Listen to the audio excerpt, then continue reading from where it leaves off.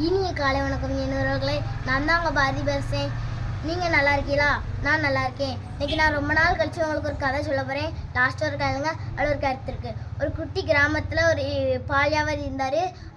அந்த கிராமத்தில் அவர் மட்டும்தான் பால் விற்பார். எல்லார் வீட்டுக்கும் கொண்டு கொண்டு பால் விற்பார்.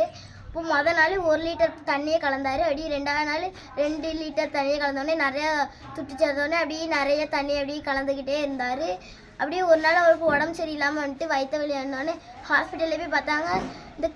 இந்த உங்களுக்கு 10 லட்சம் தேவைப்படுது, உங்களுக்கு ஆப்ரேஷன் பண்ணணும் அப்படின்னு சொன்னோடனே 5 லட்சம் தான் அவர்கிட்ட இருந்தது.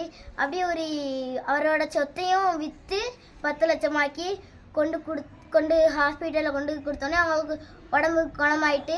அதனால நம்ம மக்கள்கிட்ட அவர் விற்று துட்டை மக்கள்கிட்ட நம்ம ஏமாற்றி துட்டு சம்பாதிக்கக்கூடாது. நம்ம உண்மையாக சம்பாதிச்சோம்னா கடவுள்ன்ட்டு ஒருத்தர் இருக்கார். அவர் பார்த்துக்கிட்டே இருப்பார்.